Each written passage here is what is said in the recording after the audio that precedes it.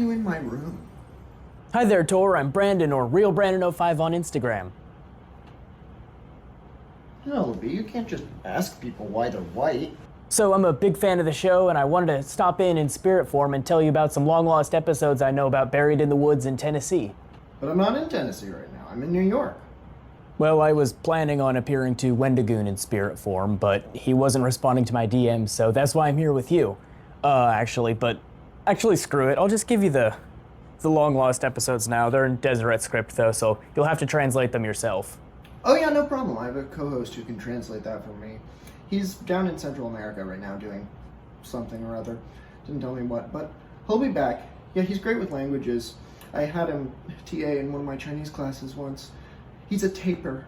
Oh yeah, horses are the only reason I passed my Spanish class. What's its name? His name's Morinai. Yeah, I'm not sure where that comes from. I think that's right. Maybe next time, can you just knock on my door or something instead of appearing in spirit form in the middle of the night? Hey, you got it, Tor. That sounds like a deal.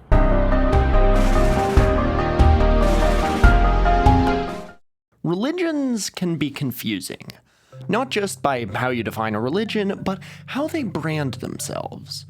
For those of you looking to start your own religion, brand recognition is important to distinguish yourself enough from the mainstream, but not so much that it's difficult to join. This could be with small key doctrines about how people should behave related to food or clothing, but a clear-cut way is to create a unique name for yourself. A lot of the good names have been taken, but that can be positive if you want to mooch off someone else's franchise. There seemed to be this trend in the late 19th century to the middle of the 20th, where religions began adding science or sciencey sounding titles to their names, possibly because that's the first time the modern understanding of science was in the public consciousness. And if you really want to convince people your sect is the true path of God, call it a science.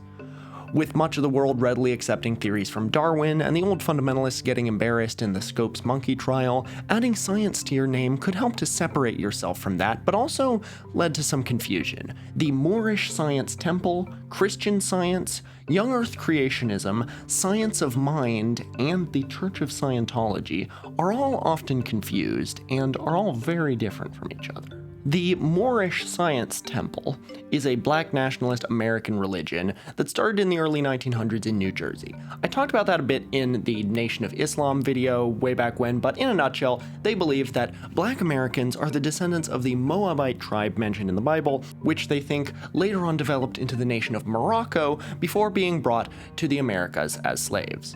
Anyone who is black and in America, by association, is Moorish American. For the record, in real history, not a lot of black people who ended up enslaved in America came from Morocco, and those who did were trafficked from West Africa through Morocco by Arab slave traders. The vast majority of Moroccans are not black, they're Arab. Christian Science, meanwhile, was started in the late 1800s by a woman named Mary Baker Eddy, who slipped on ice, nearly died, and reading the Bible as she recovered, came to believe that Jesus taught spiritual healing through his ministry, and anyone could use his methods to relieve earthly pains. Members of Christian Science are advised to avoid medicine and taught that pain from illness is an illusion with a mental, not physical cause that prayer can relieve, often with the help of a Christian Science practitioner. Christian scientists have gotten into legal jams all over the world for refusing to provide medicine to sick members, and today not all of them ascribe to this most controversial practice. Christian Science is further not to be confused with Young Earth Creationism, which is Christian and markets itself as a science. It's not a sect of its own, but an interpretation of the Book of Genesis believed by at least a third of Americans. Young Earth Creationists believe the Earth is around 6,000 to 10,000 years old, calculated by the genealogies of the Bible. Aram begat Aminadab, Aminadab begat Nahshon, Nahshon begat Salmon, Salmon begat Boaz, so on and so forth. That's an actual passage from one of the biblical genealogies. Those are all real biblical names. Young Earth Creationists add up the age that each of these fathers had their sons listed in the Bible. in the genealogies since Adam, and then calculate what the age of the Earth would approximately be if this were true. They also believe in a very literal interpretation of Genesis, literal garden, literal talking snake, and often believe in a literal worldwide Noah's flood, too. Not every Christian holds this view, nor does every American evangelical Christian, but lots do.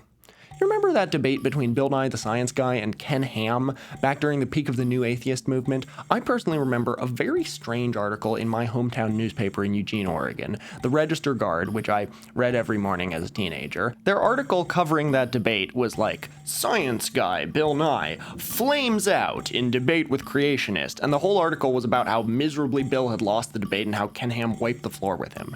Eugene is a super lefty town, and the Register Guard was generally pretty left-leaning itself. It was weird in the first place that they took an editorial stance on that debate, and weirder still that that was the stance they took, especially since if you look up other media coverage of the debate, the consensus is pretty strongly that Bill Nye won. I can't find that article now, which annoys me, but if I remember correctly, it was not saying that young Earth creationism was correct. It was saying that Bill Nye, despite having the real science on his side, was a shitty debater. And Bill Nye is from the Pacific Northwest and would occasionally come to demonstrations in Eugene at this fun, wacky little kids' science museum we used to have called the Science Factory. So my headcanon is that a writer at the Register Guard had some personal beef with Bill Nye from back when they were both small-time journalists in the Northwest.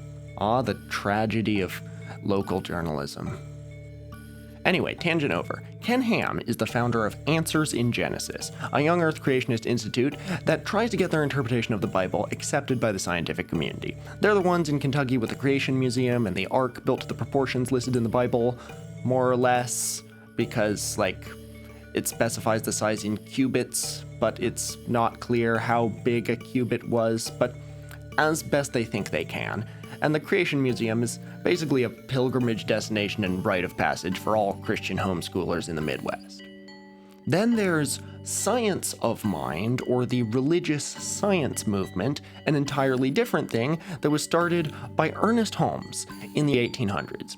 He spent some time with Mary Baker Eddy and was clearly influenced by Christian Science. Like Christian Science, Science of Mind teaches some elements of spiritualism with a heavy emphasis on prayer for personal woes, compiled in a 5-step spiritual mind treatment. It has a very pantheist interpretation of God that's different from Christian Science and puts emphasis less on aligning with God and more on embracing your unity with the supernatural in everything.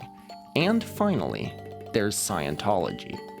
Infamous enough that both Christian Science of Mind and Christian Science have to clarify that they are not affiliated with Scientology. Scientology is different from all those others, not because of weirdness, that's more subjective, but all of these other religions are based on a reinterpretation of long-known principles. They claim to be trying to restore some ancient form of the religion that they're practicing, or some sort of new light that's being shed.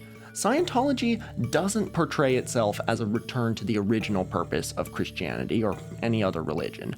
Scientology is a little bit more like Gnosticism. That's not to be confused with agnosticism, which is the belief that God or the correct religion, life, the universe, and everything, all the big questions like that, are inherently unknowable.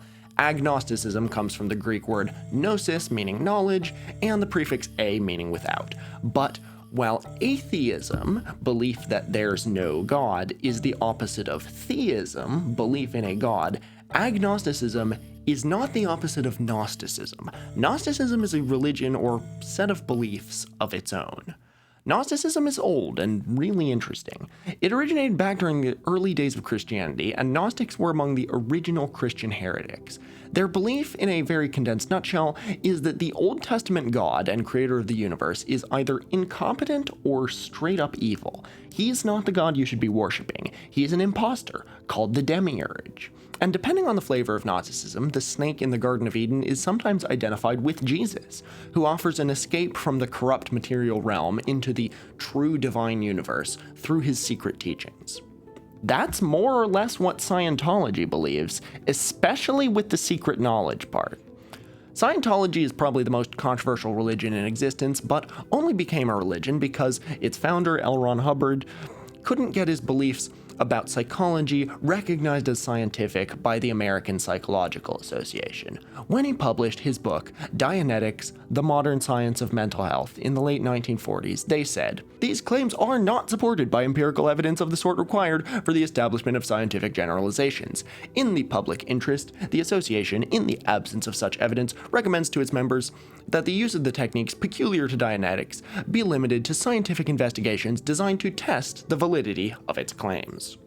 You've probably seen the South Park episode about Scientology, or at least you've picked up a basic understanding of their teachings through cultural osmosis. They have a variety of scriptures, but the fundamental story of their religion, their equivalent of the Gospels or the Buddha at his fig tree, is that of Xenu. Millions of years ago, the great galactic dictator Xenu ordered billions of his subjects to be flown to Earth, or Tigiak, as it was known at the time, where all the hapless aliens were massacred by dropping nuclear bombs into volcanoes. Xenu then captured the dead alien souls and forced them to watch a, quote, 3D super colossal motion picture that was a month long and taught them about all the false religions that aren't Scientology.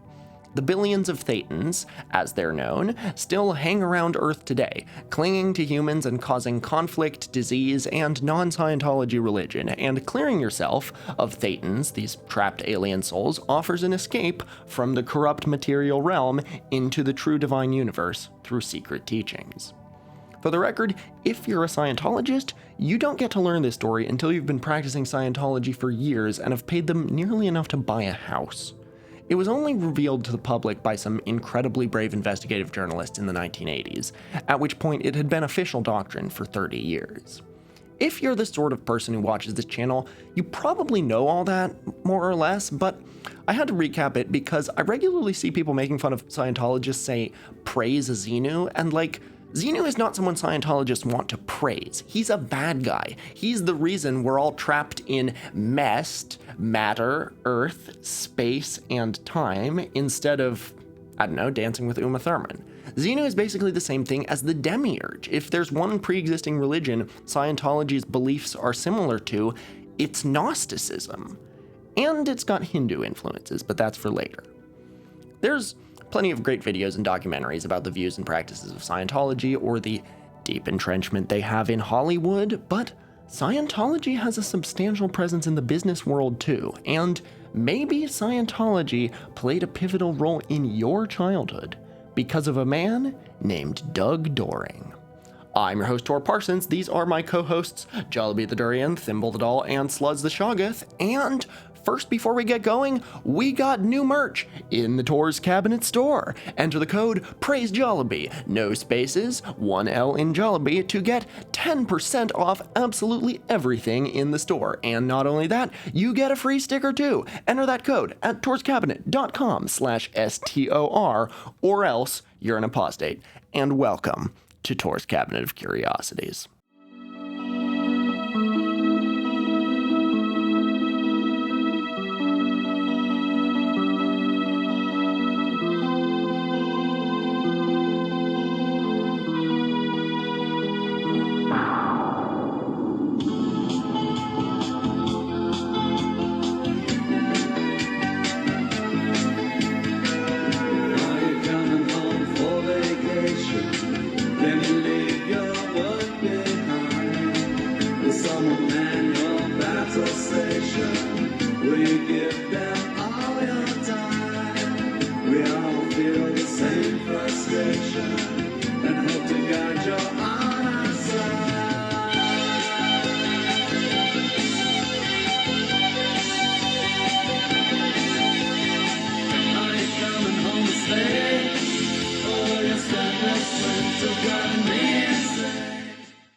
So, as you know, if you watched the last video, I now lead a new religious movement of my own, the Durian Cult. We have a 700,000 word holy text called The Stank that can only be consumed in the form of a podcast, and you have to already be a member to get the link to listen. Here's the trick though. Past the third episode of The Stank, if you try to listen in any English-speaking part of the world, you'll get a warning that says, content blocked in your country. What you need to progress through the levels of the stank to reach the exalted position of complete malodorousness is a VPN, a virtual private network from Private Internet Access, PIA. It'll hide your IP address, encrypt your internet connection, and shield your digital life from the prying eyes of those fools in the jackfruit cult. Connect to a server anywhere in Southeast Asia, where they have durians, and now you can listen to the golden voice of Jollibee the whole way through.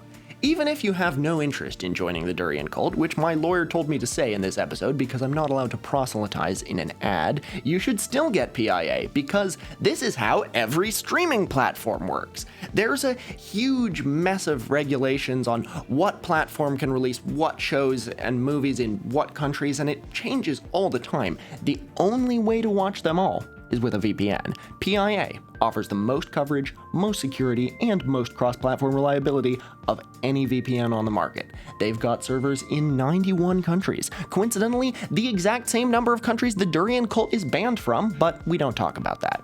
PIA is available for all platforms: Windows, iOS, macOS, Android, Linux, and even better, you can use one subscription to protect an unlimited amount of devices at the same time. By using my link in the description, piavpn.com/torscabinet, you can get 83% off on private internet access. That's $2.03 a month, plus 4 extra months for free. Zippo, zilch. Get PIA, get Big Brother off your tail, and get yourself on the global internet. Poor people. If you turn off the video and gaze through the greasy smudges on the screen, you may get a glimpse of one of them. Karl Marx infamously declared that religion is the sigh of the oppressed creature, the heart of a heartless world, and the soul of soulless conditions. It is the opium of the people. What you make of that statement is likely going to be argued to death in the Tor's Cabinet Discord server a few hours after this video is uploaded, but Marx did make the powerful observation that religions are usually picked up by poor people.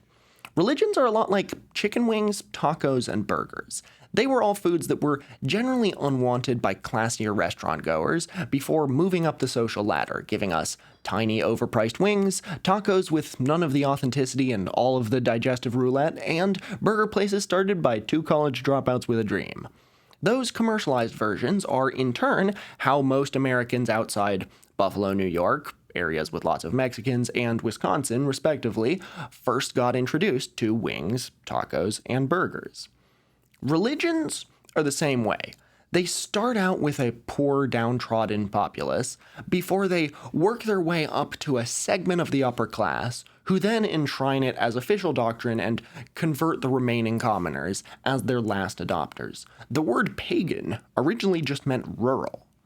Jesus' ministry began with Judean peasants, with many disciples being fishermen. Islam's early converts outside of Muhammad's family were lower-class people in Mecca who didn't have a clan, so converting to Islam would provide them with more protection, which would later turn out to be a great move when Muhammad conquered Mecca, returning and redistributing goods to the Muslims. Joseph Smith, who may have compared himself to Muhammad, jury's still out on that, had mostly lower-class farmers and laborers join his movement. All of these religions are powerful, wealthy institutions today, but they had to start at the bottom. It's easy to see why a Jewish preacher talking about how the Roman Empire is going to be destroyed, all while offering novel moral codes and parables, would appeal to Jews and Greeks alike. But Scientology skipped this phase. After being granted tax-exempt status as a religion in 1954, Hubbard wanted to gain influence far beyond his book club fans who were reading Dianetics and practicing Scientology. He sent out an internal newsletter in 1955, headlined Project Celebrity, listing famous and influential people he wanted to join Scientology, including Walt Disney, Ed Sullivan, and countless others. He wasn't successful with those 3, but Project Celebrity remains one of the most important documents in Scientology's history.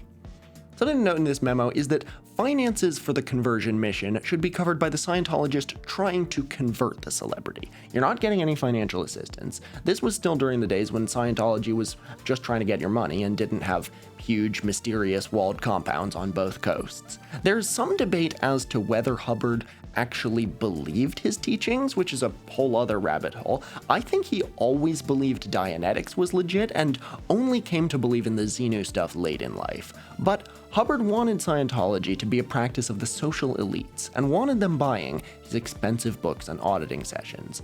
L. Ron's quote is saying, "You don't get rich writing science fiction. If you want to get rich, you start a religion," something several notable sci-fi authors all remember him saying at a 1948 writing convention. My co-writer Brandon would like to add that there's a healthy medium called writing and making videos about religion, like we do.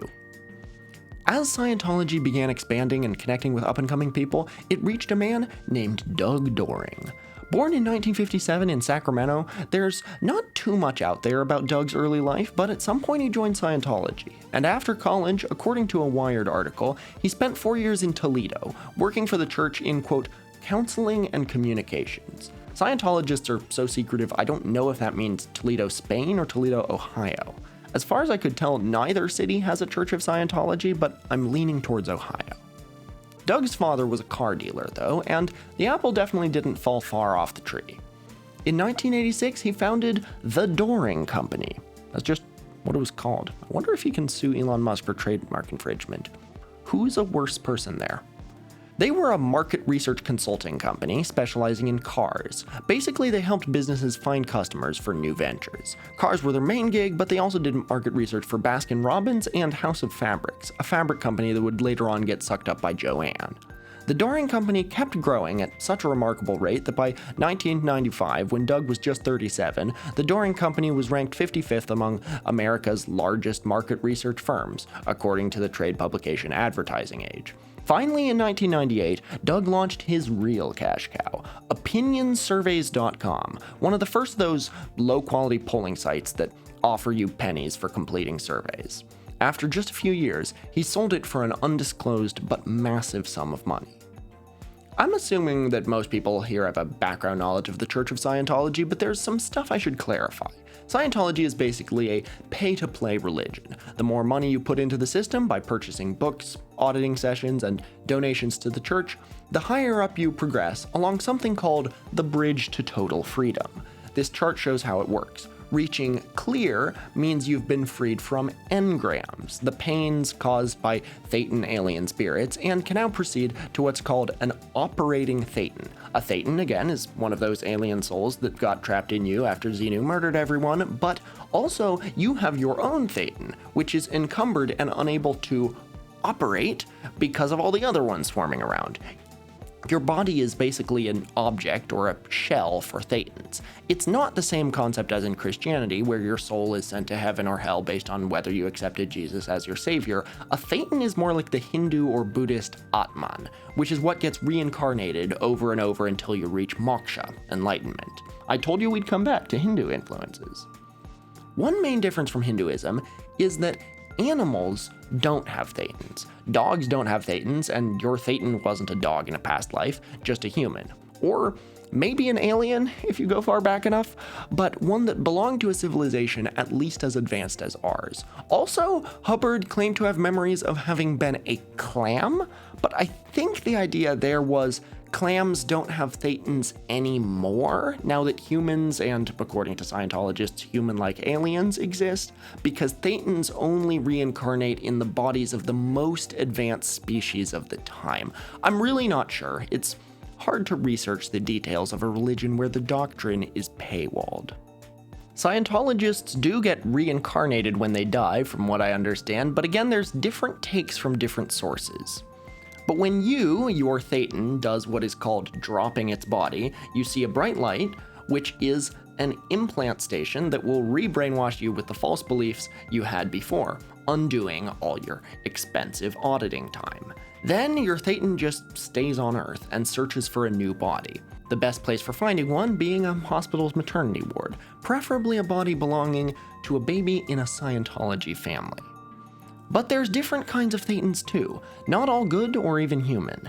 The alien Thetans are called body Thetans, and are removed through a process called auditing, which in purpose is similar to, yet again, the Hindu practice of meditation, purifying your mind and reaching the summit of spirituality.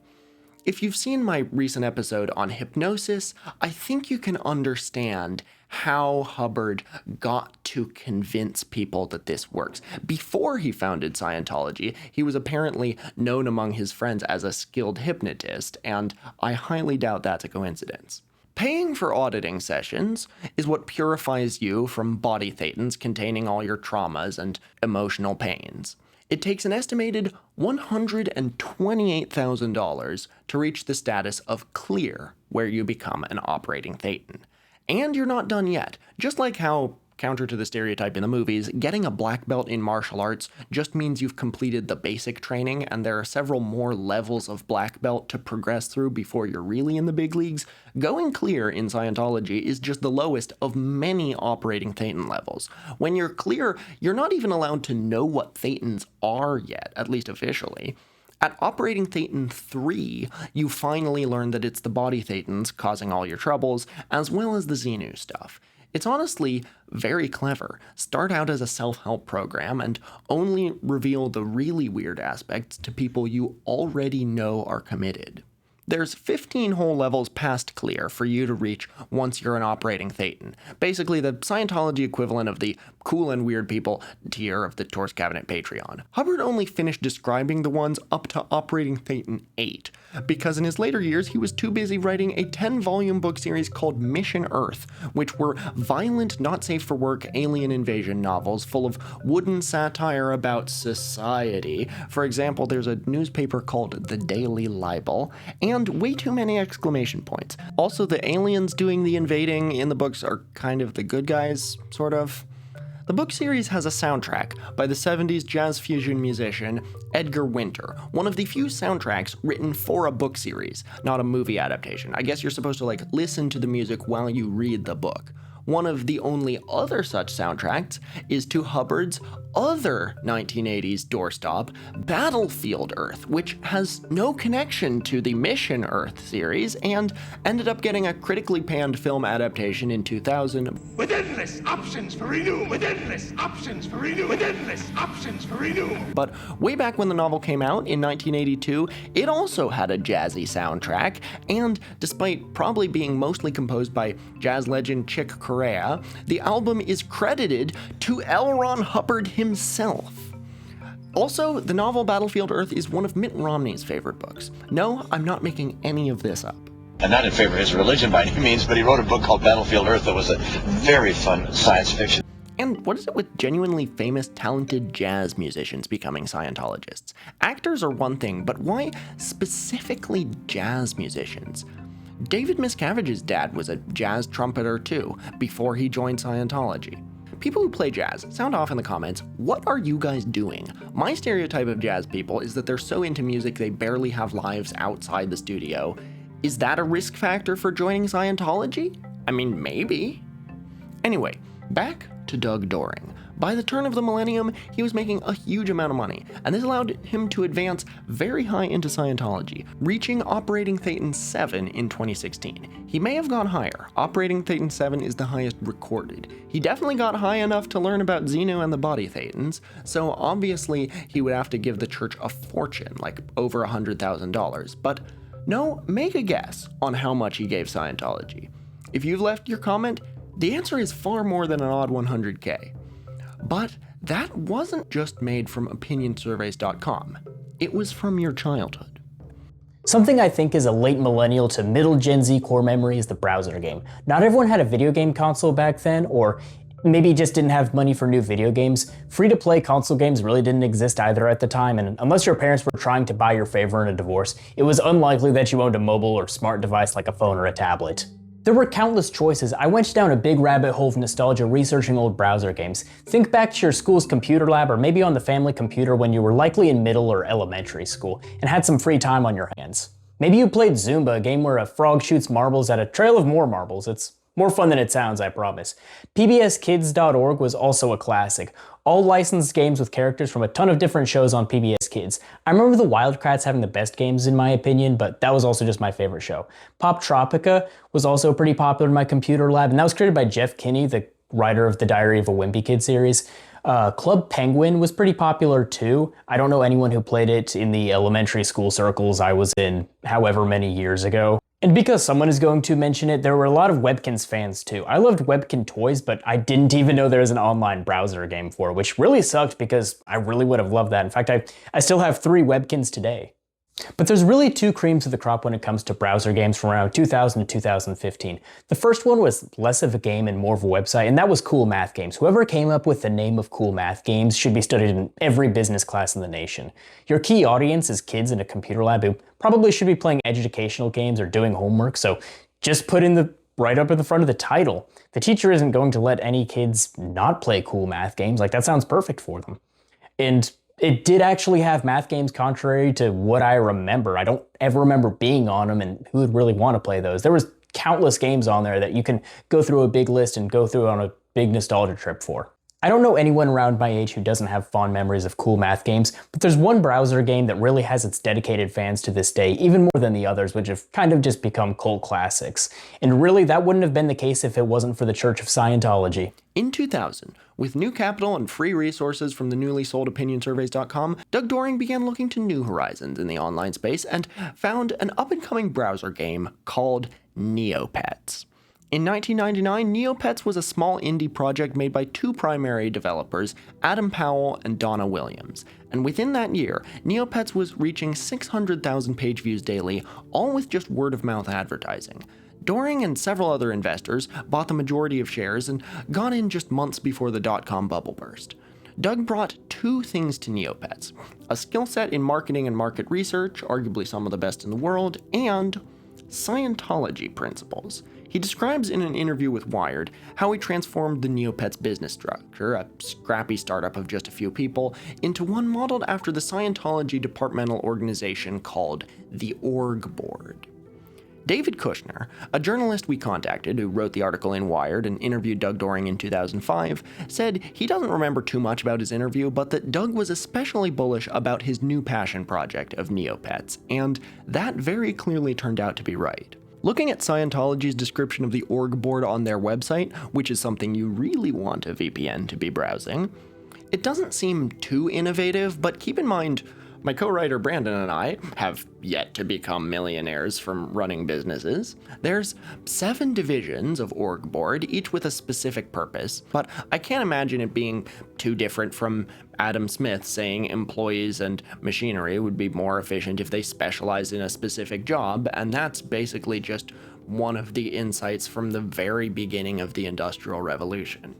But anyway, this was apparently a big step in streamlining Neopets. Maybe I should start modeling this channel after Scientology business practices. Neopets started turning a profit by incorporating something Doring specialized in. In fact, a phrase he allegedly coined himself: immersive advertising. A good example of this practice is Michael Bay movies, especially Transformers, where a character may say something like, "I could go for a Pepsi right now," and then at the end he's sitting around with his friends drinking them. Elite product placement, an ad for a licensed product embedded right in the content's story. Neopets began adding licensed products and locations to the game. This wasn't enough though.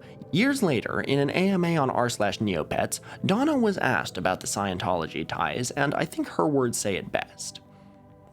It was really brave for Donna and Adam to stand up for themselves to prevent Scientology from being advertised to God knows how many numbers of kids. This was in the early 2000s too, and a few years before, bringing awareness to Scientology's human rights abuses became, honest to God, one of the first major online activist movements.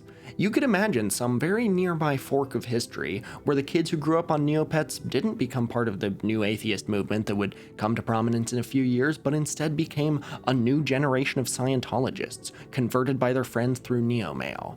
Scientologists protest at the National Mall to promote the benefits of Scientology and the dangers of older religions instead. Wild alternate history.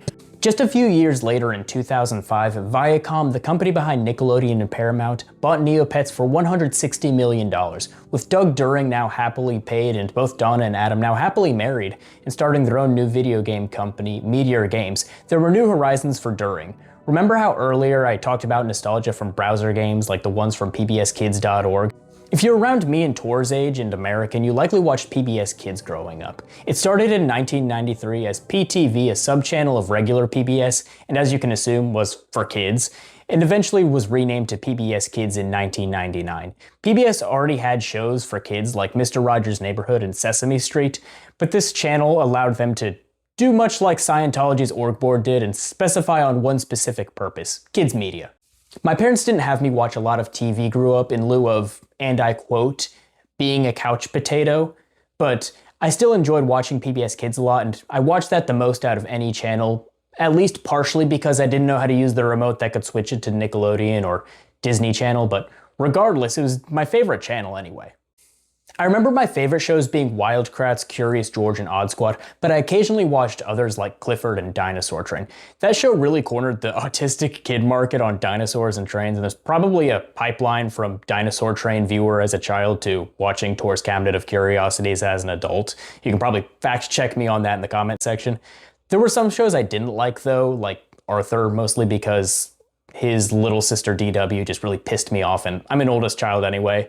And I also hated Caillou. Nobody likes Caillou.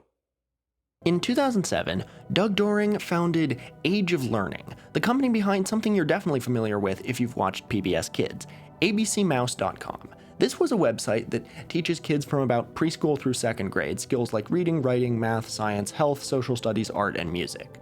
Looking through their website, it's clearly not a homeschooling service or a complete curriculum. It's made to supplement your education and pick your pockets. But for teachers, it's completely free. They just have to put in info on what school they teach at, and ABC Mouse will approve it if it's legit. You probably saw countless ads for it watching PBS Kids growing up, and from all the reviews I've seen, it seems to be a quality product. I've never used it, nor has Brandon, but we've talked with someone in the Tor's Cabinet Discord who did, and they said it was recommended by a special education tutor in elementary school, and that they enjoyed it and it helped them learn. There's no Scientology proselytizing in ABC Mouse, not anything from Hubbard or Dianetics, even though Hubbard did develop his own attempt at a Scientology school curriculum called Study Tech. And in my home state of Oregon, there is still a Scientology boarding school. ABC Mouse seems to just be a mostly harmless kids education program. The only major controversy ABC Mouse was involved in was in 2020 when they were hit with an FTC violation and a $10 million fine for using an easy-to-sign-up, hard-to-cancel subscription setup that would automatically sign up and charge their users after their year-long subscription ended. Bad, obviously, but not exactly an evil Scientology scheme. Your local gym probably does the same thing. This is a long story that may eventually be explained on Tor's Cabinet Top Shelf, my second channel. A person who will remain unnamed signed Brandon up for Scientology promotionals, completely unknowing that he writes about American new religious movements for my channel. Seriously, don't sign people up for this stuff. Even as a joke, Scientology is a harmful organization. Interestingly, though, the mailing address was written by hand, presumably an overworked Sea Org member making $50 a week trying to keep teenagers from raiding the building. I can't show it because it has his address on it, but here's one of the things he received, an overview DVD set introducing him to the world of Scientology. So, throughout Doug Doring's entire life, he stacked some serious bread. He's what's known in Scientology as a whale, meaning a huge donor, a term that comes from Las Vegas casino culture. These cetaceans are needed to keep a shiny image of the church as well as to help fund it. In 2016, Doug Doring, surrounded by his family, at the Patrons Ball International Association of Scientologists, became a patron laureate for his donation of $10 million. That's not including the over $100,000 in auditing sessions. Next year, in 2017, guess who's back, with $10 million more donated to the church. This year, Doug was listed as an Excalibur-level patron, which is likely named after the L. Ron Hubbard manuscript of the same name that he wrote before Dianetics and claimed he buried because it would make its readers literally go insane. Something that may be worthy of its own episode. Now, zoom in on Clearwater, Florida, the town in the Tampa Bay metro area where Scientology has one of their biggest bases, the Flag Land Base, right downtown. At the moment, the church is looking for donors to build L. Ron Hubbard Hall, an auditorium that would serve as a venue for large Scientology events, with an expected price tag of $137 million. The construction permit was submitted back in 2018, and after a lot of hoops from the local government, who pretty clearly did not want it, it was approved, and somebody had to fork over the cash. Doug Doring donated $10 million to fund this auditorium, making him the second largest donor, only below big pharma executives Bob and Trish Duggan, the latter of whom, according to Forbes in 2020, was the 378th richest person in America. Fun side note, also part of the flag land base is the Superpower building, which was under construction for a downright suspicious amount of time, with prospective donors being shown ever-changing blueprints that at one point included rooms for a time machine and a bottomless pit. But the Superpower building is now apparently open and serving to the handful of Scientologists high up enough to do the Superpower rundown. What is the Superpower rundown? Back when Hubbard was alive, he had this to say: "With it, we literally revive the dead." Beyond that, details are sketchy, but it seems to involve training the senses to be more accurate by sniffing vials of similar but distinct smells, like orange versus tangerine, and spinning around in one of those microgravity simulators that astronauts train in, which is supposedly supposed to enhance your sense of direction. So if you know anyone who has a suspiciously good sense of smell, ask them if they've ever been to Clearwater, Florida, and record their reaction. Let's do some napkin math. It takes about $128,000 to reach clear, which Doug Doring far exceeded, reaching up to operating Thetan 7 and likely higher. Then he donated $20 million directly to Scientology, then $10 million to fund the L. Ron Hubbard Hall. Doring was also married and had 5 children. I'm assuming Doug, with all his money and willingness to give to the church, would help his wife and kids out with their auditing payments too. Lori Doring, his wife, also reached operating Thetan 7. While I can't find anything about most of his kids, one of them does especially stand out. After decades of clearing the planet, Doug Doring passed away from cancer on September 14th, 2023. From the 3 people we interviewed that met Doring, he seems to have been a sincere believer in Scientology, and despite knowing about Xenu, wasn't really ever that controversial or straight up evil as Danny Masterson or David Miscavige. But this story isn't over yet. I imagine for most of you, your main experience with abcmouse.com is the commercials on PBS Kids. Doug Doring obviously financed all of those, but that's not his only experience with TV. His son is Jason Doring, an actor best known for playing Logan Eccles in Veronica Mars. Jason is also a Scientologist and seems just as devout and sincere as his father. In a 2008 interview, he credited Scientology with saving his acting career. Apart from his donations to the church, Doug didn't really advocate vocally to appear in any Scientology media. That's not the case with Jason. Scientology is the only religion I'm aware of that has a 24-hour TV channel. If you want some background noise while you do the dishes or doom scroll that isn't just your 50th rewatch of The Office, this may be it. But despite Scientology having a lot of movie stars on speed dial, they oddly haven't had many of them on their TV channel until pretty recently, when Jason Doring got his own talk show on Scientology TV with Erica Christensen, who is a minor actress I'd never heard of, and the only thing Brandon has heard of her through is from a low-budget Christian movie, which is funny enough. Doring and Christensen's show, which is called Dianetics Clear Talk, consists of the two basically just sharing basic Scientology principles and hyping up L. Ron Hubbard, with the occasional moderately famous Scientologist celebrity, all in front of a live studio audience. Back when he was on Veronica Mars, Jason Doring would often invite his co-stars to events at Scientology's Celebrity Center, an old hotel in LA that the church uses specifically for recruiting actors, and several people would take him up on it, most notably Francis Capra, who played Weevil, and Brad Bufanda, who played Felix Toombs. Both joined and took lessons from an acting coach at the Celebrity Center. Brad Bufanda, not to be confused with Billy La Bufanda, got really into Scientology, and according to his family, it basically drained the earnings he made off Veronica Mars. Francis Capra was briefly involved but no longer, and doesn't seem to have anything negative to say about Jason, who got him involved in it. Over the next several years, Capra got some small roles that were able to keep him self-sufficient and pay for classes at the Celebrity Center. In 2017, showing up for an initial table read of an indie movie he'd landed a role for, he saw another actor in the room named Angelo Pagan, at the time married to Leia Remini, one of Scientology's loudest critics in Hollywood. Capra's acting coach recognized Angelo from his days in Scientology, and 2 days after the reading, Capra quit the movie, worried that his proximity to an ex-Scientologist, who viciously criticized the church, would make his name mud with friends who were still Scientologists. Bufanda, who was also in the movie, was told to do the same, and after he refused, he got banned from the Celebrity Center. Now, Bufanda, unlike Capra, was still a practicing Scientologist. He pleaded to be let back in, telling everyone he knew, whatever their thoughts on Scientology, that being a member of the church was the best thing that had ever happened to him, that he credited his success as an actor and as an athlete. He'd been trained as a basketball player at pro level as well, to all the training he'd gotten at the Celebrity Center. They didn't listen. He had willingly agreed to work alongside an apostate, a suppressive person, as they're known in Scientology. He wasn't welcome anymore. Several days later, Brad Bufanda leapt from the window of his 13-story apartment building, leaving a note thanking his family. He was 34. Is it okay to use abcmouse.com? Or watch a Mission Impossible movie? Or do anything where your money indirectly supports Scientology? That's a hard question to ask with tons of answers. It's easy enough to just pirate or avoid using the software, but what about the cobalt in your phone batteries, which is often mined by children in the Democratic Republic of the Congo?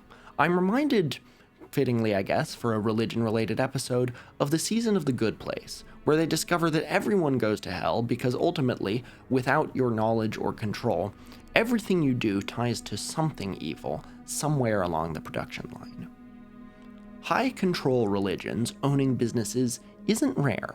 For one other example, a fish distribution company that supplies hundreds of sushi restaurants across the United States is owned by the Unification Church, the Moonies, who are basically the Korean Scientology. When I learned this, I had to look up the fishing companies that I myself worked for in Alaska for 3 summers because the Moonies own a huge chunk of the US fishing industry. They don't own either of the ones I worked for, but they easily could have. I know the names of a lot of the fishing companies they do own. I knew people in Kodiak and Bristol Bay who worked for them. Fishermen love tall tales, but I don't remember ever even hearing rumors that a Korean pseudo-Christian cult owned these companies. The employees probably have no idea. A lot of the people in these high control groups may not be allowed to read or watch videos about their own religion, but most don't have prohibitions on consuming literature criticizing another religion. There are plenty of stories of people leaving their religion because of how similar it was to another one that their religion constantly criticized. If someone you know is in what you believe to be a cult, being polite and respectful is incredibly important because they're likely being taught that any outsider is evil or trying to deconvert them. Sometimes the most helpful thing you can do isn't to argue or send them to YouTube videos about cults. It's showing them how normal, kind, and loving people can exist on the outside.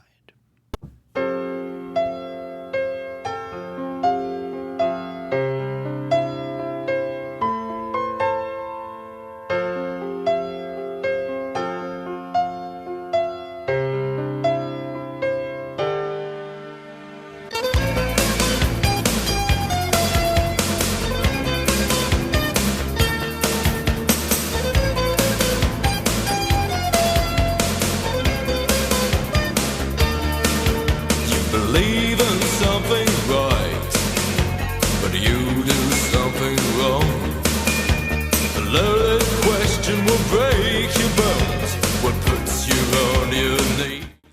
Brandon and I had a lot of fun writing and filming this episode. Go check him out on Instagram if you're a fan of content like this. There's some fun stories, like the second person he interviewed about Doug Doring that can't make it onto this episode for reasons that will be revealed later, but maybe worthy of a top shelf episode.